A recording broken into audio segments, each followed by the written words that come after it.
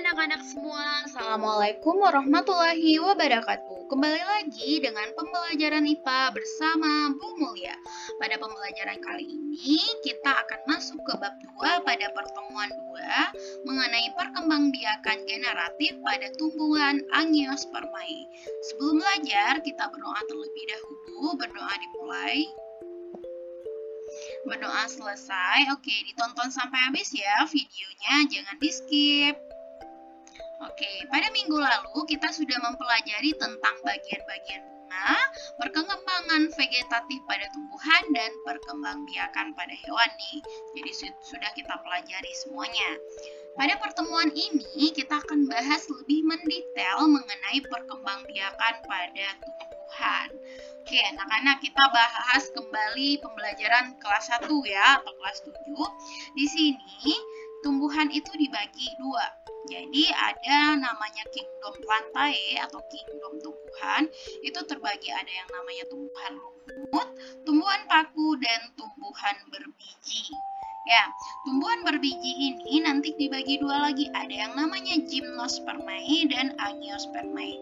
Jadi kalau tumbuhan Gymnospermae ini orang menyebutkan juga tumbuhan berbiji terbuka, dan Angiospermae yaitu tumbuhan berbiji tertutup. Kita akan bahas lebih mendetail pengertian dari Gymnospermae dan Angiospermae tersebut. Jadi maksudnya itu apa? Untuk tanaman Angiospermae yaitu tumbuhan yang berbunga dianya. Sedangkan untuk yang Gymnospermae yaitu tumbuhan yang tidak berbunga. Maksudnya ini bagaimana? Jadi ada tumbuhan tersebut yang tidak memiliki bunga seperti ini. Jadi kalau yang ini tumbuhan Angiospermae mereka memiliki bunga, benar-benar bunga untuk alat perkembangbiakan mereka. Sedangkan untuk tumbuhan Gymnospermae mereka tuh tidak memiliki bunga. Mereka memiliki alat perkembangbiakan lain yang nanti disebut dengan runjung seperti ini. Nah, tumbuhan yang seperti ini tidak banyak jenisnya, hanya beberapa. Contohnya seperti pakis haji, ginkgo biloba, melinjo, pinus, seperti itu. Jadi hanya tanaman ini yang tanaman berbiji terbuka yang tidak memiliki bunga. Sedangkan selain tanaman itu, tanaman-tanaman yang lain merupakan tanaman berbiji tertutup semuanya dan tumbuhan Angiospermae di sini. Jadi kita akan lebih fokus nanti membahas Angiospermae. Di sini kita akan membahas tentang tahapan perkembangbiakan generatif pada tanaman Angiospermae. Jadi minggu lalu kita sudah membahas yang vegetatifnya. Di sini kita akan membahas yang generatifnya bagaimana. Generatif itu kita ingat ada pertemuan sel kelamin jantan sama kelamin betinanya. Jadi di sini kita akan bahas perkembangbiakannya bagaimana. Oke, tahapan yang pertama dari perkembangbiakannya itu ada penyerbukan, yang kedua ada pembuahan, yang ketiga ada penyebaran biji, dan yang keempat ada perkecambahan. Jadi penyerbukan itu kemarin artinya apa? Yaitu jatuhnya serbuk sari ke kepala putik.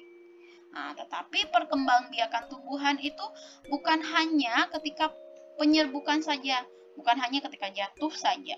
Ketika jatuh serbuk sari ini ada tahapan selanjutnya yang terjadi, yaitu terjadi pembuahan.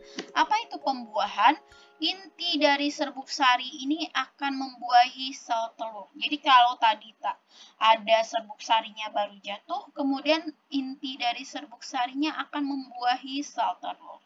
Nah, dari sel telur yang sudah terbuahi ini akan terbentuk biji. Nah, jadi bijinya terbentuk. Selanjutnya dari biji yang terbentuk, biji tersebut bisa berkecambah tumbuh menjadi individu yang baru. Di sini kita bahas tahap yang pertama yaitu penyerbukan. Oke, minggu kemarin kita sudah membahas tentang jenis penyerbukan berdasarkan asal serbuk sarinya nih. Jadi ada yang namanya penyerbukan sendiri, kemudian ada penyerbukan tetangga, penyerbukan silang, dan penyerbukan bastar nih. Di sini kita akan membahas jenis penyerbukan berdasarkan jenis perantaranya. Yang pertama yaitu anemogami namanya. Jadi kalau kita lihat di gambar anemogami ini perantaranya bagaimana nih? Ini anemo ini artinya angin. Jadi penyerbukannya dibantu oleh angin. Ciri-ciri bunga yang dibantu oleh angin penyerbukannya itu adalah mereka itu tidak punya mahkota bunga. Jadi nggak ada mahkotanya, bunganya bentuk seperti ini. Jadi ini bunganya ya. Kemudian serbuk sarinya sangat banyak, ringan pula serbuk sarinya ini dan tidak menghasilkan nektar. Jadi nanti diterbangkan angin serbuk sarinya di mana misalnya jatuh, di sana terjadi penyerbukannya. Contohnya ada pada padi, jagung, gandum, tebu, dan alang-alang. Yang kedua ada yang namanya hidrogami. Nah, hidro nih seperti ini kelihatan. Ini hidro artinya air. Jadi penyerbukannya itu dibantu oleh air. Bagaimana? Misalnya penyerbukan ini terjadi pada tumbuhan berbiji yang tubuhnya terendam air. Atau bisa juga dia itu kena air hujan. Jadi ada hujan yang turun, serbuk sarinya itu nanti jatuh ke putik tanaman yang lainnya. Ini misalnya contohnya pada hidrilla dan teratai. Yang ketiga ada namanya entomogami. Nah, ini apa? Ini adalah penyerbukannya dibantu serangga. Jadi, penyerbukan yang dibantu serangga ini, ciri bunganya tersebut adalah yang pertama bunganya tuh warnanya menarik dan cerah. Jadi, serangganya bisa tertarik kepada bunga tersebut. Kemudian serbuk sarinya itu lengket. Jadi apabila nanti serangga main pada bunga tersebut, serbuk sarinya itu lengket di kaki serangga sehingga nanti serangga bisa menyebarkan serbuk sari itu ke bunga-bunga yang lain. Selanjutnya yang keempat ada ornitogami. Ornitogami yaitu penyerbukan yang dibantu oleh burung. Ciri-ciri bunganya itu yang dibantu oleh burung ini bagaimana? Mahkotanya itu harus besar dan biasanya memiliki bentuk seperti trompet. Jadi burung yang membantu tersebut nanti burungnya tersebut memiliki paruh yang panjang dan runcing seperti ini. Selanjutnya dia bunganya berwarna cerah dan ada nektar tetapi tidak berbau bunganya. Chiropterogami. Penyerbukan ini Chiroptero ini artinya dibantu oleh kelelawar. Contohnya itu bunga yang dibantu oleh kelelawar itu bunganya harus mekar pada malam hari. Selanjutnya dia harus berwarna cerah dan ada nektar pada bunganya itu memiliki warna menarik dan menghasilkan bau. Yang terakhir ada namanya antropogami. Nah, ini siapa yang membantu penyerbukannya? Ini dibantu oleh manusia. Jadi, ini dilakukan pada bunga yang sulit melakukan penyerbukan sendiri. Kenapa sulit? Karena contohnya bunga yang berumah dua. Apa maksudnya? Yaitu dalam satu pohon hanya terdapat bunga jantan atau bunga betina saja. Maksudnya bunga jantan apa? Jadi bunganya itu tidak lengkap. Bunganya itu dalam satu bunga hanya terdapat serbuk sari saja, putiknya tidak ada. Atau ada bunga yang terdapat cuma putiknya saja, tidak ada serbuk sarinya. Makanya untuk bisa bertemu antara putik dan serbuk sarinya, itu dibantu oleh manusia seperti ini. Selanjutnya kita masuk yang kedua yaitu pembuahan. Pembuahan tadi artinya yaitu inti serbuk sari itu membuahi sel telur. Kita bahas kembali bagian-bagian bunga nih. Oke, jadi bagian bunga yang paling penting untuk perkembangbiakan ada nih bagian dari kepala sari atau benang sarinya. Dan yang kedua ada bagian putik. Oke, jadi kalau bagian dari serbuk sari ini ada bagian benangnya, nih kepalanya di bagian sininya ada serbuk sarinya. Sedangkan untuk bagian dari putiknya, ini ada beberapa bagian kalau kita perbesar seperti ini. Ada bagian atas ini kepala putik, yang bagian panjangnya ada tangkai putiknya. Dan bagian besar ini ada yang namanya bakal buah. Jadi ini yang nanti akan berkembang menjadi buah apabila telah dibuahi nih. Dan bagian di dalamnya ini yang akan berkembang menjadi biji. Jadi tadi tahapan pertama kita kan penyerbukan. Penyerbukan tersebut kepala sari ini isinya, serbuk sarinya ini baru jatuh ke kepala putik. Baru jatuh saja.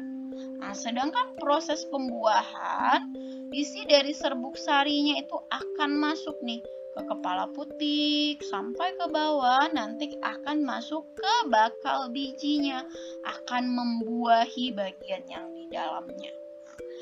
Kalau kita perbesar lagi bentuknya seperti ini nih, bagian dari bakal bijinya tersebut. Oke, di sini ada bagiannya. Ini adalah bagian dari buluh serbuk sari. Jadi buluh itu adalah tabung dari serbuk sari. Jadi serbuk sari itu apabila nanti dia masuk ke dalam tangkai putih, yang di sini dia akan membentuk suatu tabung. Nah, di dalam tabungnya ini ada beberapa inti dari si serbuk sari. Ada yang namanya inti vegetatif, ada yang namanya inti generatif, yang satu dan yang kedua. Jadi sebenarnya nanti inti generatifnya ini cuma satu. Nanti dia akan membelah menjadi inti generatif 1 dan 2. Selanjutnya di dalam bakal biji ini ada 8 buah inti. Jadi ada 2 buah sinergit, yang ini yang warnanya hijau. Yang kedua ada di sini sel telur, yang satu di tengah seperti ini. Jadi ini kalau digambarnya yang di sebelah sininya ini sinergit, yang di tengahnya ada sel telur, yang di bagian sini, di bagian tengah-tengah ada 2, itu namanya inti kandung lembaga sekunder, dan yang 3 di atas ada antipoda. Jadi ada 2 sinergit, 1 sel telur, 2 inti kandung lembaga sekunder, dan 3 antipoda. Jadi ada 8 buah inti di dalam bakal biji seluruhnya. Seperti inilah proses pembuahan tersebut. Jadi yang ini adalah serbuk sari itu. Serbuk sari akan jatuh di kepala putik. Di dalam serbuk sari terdapat 2 buah inti. Yang berwarna putih tersebut adalah inti vegetatif dan yang berwarna merah adalah inti generatif. Inti generatif inilah yang nanti akan membelah. Serbuk sari akan menyerap air dan berkecambah membentuk bulu serbuk sari. Bulu serbuk sari tumbuh dan bergerak menuju bakal buah melalui tangkai putik. Inilah bulu serbuk sari tersebut yang berbentuk seperti tabung.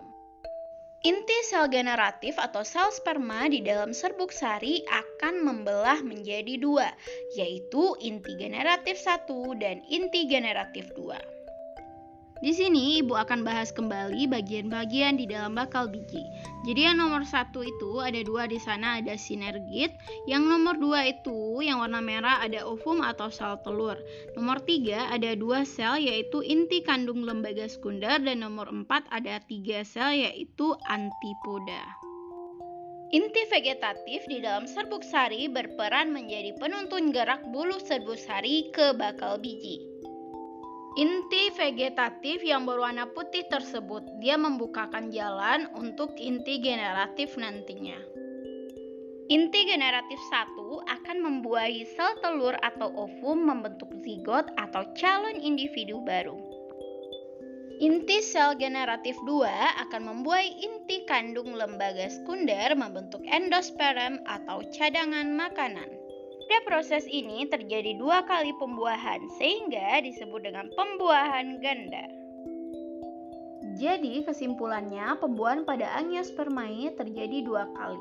Pembuahan pertama yaitu ketika inti generatif 1 membuahi ovum atau sel telur yang nanti akan menghasilkan zigot atau calon anak. Untuk pembuahan kedua yaitu inti generatif 2 akan membuahi inti kandung lembaga sekunder menghasilkan endosperm atau cadangan makanan. Makanya pembuahan pada Angiospermae disebut dengan pembuahan ganda. Yang ketiga kita bahas mengenai penyebaran biji. Proses penyebaran biji dapat terjadi secara alami atau dengan bantuan hal-hal lain, bisa nanti melalui binatang, kemudian melalui air, atau juga melalui manusia, angin, dan lain-lain nih. Yang keempat, ada perkecambahan. Pernahkah anak-anak melihat biji yang dijual di pasar? Mengapa biji tersebut tidak tumbuh menjadi tumbuhan baru dan tetap menjadi biji nih? Jadi kalau misalnya kita membeli kacang hijau seperti itu, kenapa masih menjadi kacang hijau dia? Kenapa dia tidak tumbuh menjadi tanaman? Jadi, biji yang masih belum tumbuh merupakan biji yang berada pada keadaan dormansi. Dormansi biji itu apa sebenarnya? Dormansi biji adalah peristiwa pada saat biji mengalami istirahat nih. Berakhirnya masa dormansi biji adalah ketika biji mulai tumbuh dan menjadi tumbuhan baru yang disebut dengan tahap perkecambahan nantinya. Oke, lamanya masa dormansi biji setiap jenis tumbuhan itu berbeda-beda. Masa dormansi biji dapat diakhiri dengan memberi perlakuan yang berbeda-beda juga. Namun, perkecambahan berbagai macam biji dipengaruhi oleh faktor-faktor yang hampir sama. Di sini kita akan bahas faktor-faktor yang mempengaruhi perkecambahan. Ada yang pertama itu air, kemudian ada temperatur, kemudian ada oksigen, dan ada cahaya. Dengan adanya faktor-faktor ini, yang awalnya tersebut biji, apabila dia diberi air, suhu yang bagus, kemudian ada oksigen, dan ada sedikit cahaya, nanti akan mempengaruhi perkecambahannya. Dia nanti bisa tumbuh menjadi tumbuhan yang baru. Jadi di sini kesimpulan pembelajaran hari ini, pada tumbuhan Angiospermae, yaitu tumbuhan yang memiliki bunga, proses perkembangbiakan mereka itu diawali dari penyerbukan, yaitu jatuhnya serbuk sari ke kepala putik. Setelah jatuh, nanti akan mengalami pembuahan. Jadi pembuahan itu serbuk sarinya ini akan membuahi sel telur. Jadi bertemu nanti sel telur dan sel sperma dari si serbuk sari. Hasil dari pembuahan tersebut akan menghasilkan buah dan biji. Jadi nanti akan berkembang menjadi buah. Di sini ini ada bijinya di dalam buah. Bijinya tersebut kalau misalnya jatuh, nanti dengan kondisi yang sesuai, ada air, kemudian temperaturnya bagus, ada udaranya bagus, dia akan berkecambah dan akan tumbuh menjadi tumbuhan yang baru. Seperti itu. Terima kasih. Assalamualaikum warahmatullahi wabarakatuh.